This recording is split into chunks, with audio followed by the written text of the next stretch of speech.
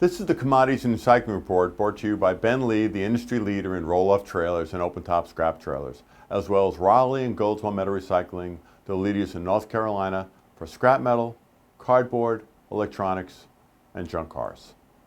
Due to our travel schedule, this is a special Friday Commodities Report, July 24, 2015, instead of our normal Monday report. My name is Greg Brown, President and CEO of the companies. This week may have been the worst week in recycling in the industry since the crash of 2008. On the positive side, U.S. steel production ticked up a bit again in the last week, which goes along with the slow continued increase in the U.S. economy. Steel production, though, was clearly way off its low of a few months ago, but it remains lower than last year due to the continued flood of finished goods steel into the U.S. Also positively, the oil rig count, which was falling for over 6 months, has turned up a bit in recent weeks, which is good news for steel consumption due to the large amount of steel used in these oil rigs. Now for the very bad news. Scrap steel continues to be coming in from Europe at high rates, and DRI, which is a substitute for scrap metal, also continues to flow to U.S. steel mills. So steel mill prices remain low.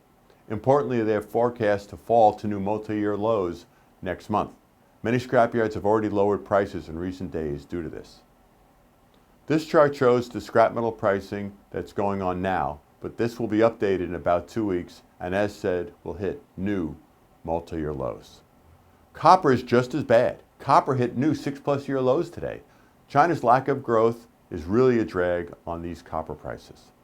Related copper inventories are close to a new year high, so there is enough copper to go around for the markets, and therefore putting pressure on these copper prices. Aluminum, which also hit new lows of just 2 weeks ago, hit yet new lows again in recent days. China has begun shipping large amounts of aluminum to the U.S., which is keeping these prices low. Gold, which hit multi-year lows this week, is now way off of its $1,900 of 5 years ago, and it's under $1,100 today. In summary, commodity prices have been falling due to China's slowdown, and since the U.S. economy is doing okay, the U.S. dollar remains strong, meaning commodities which are priced in dollars are going down. As for the industry, Steel Dynamics, which owns OmniSource, released earnings this week and showed while OmniSource made money last quarter, it was significantly down from last year. Nucor Steel also released earnings, but they did not say how their recycling group did versus last year. There is some slight positive news, which is the U.S. economy is doing okay, so unemployment claims hit a 40-year low this week, which is good news for the U.S. economy, but because a lot of it is low-wage growth, it is not good for commodities. On a sad story, Loeb Lorman Metals of Wisconsin filed for receivership this week after about 100 years in business. With market conditions deteriorating almost weekly, we know there will be more of this to come. For current prices, please call us at 919-828-5426 in Raleigh and 919-731-5600 in Goldsboro. With that, we hope all have a safe and profitable week. Tune in next week for the Commodities and Recycling Report.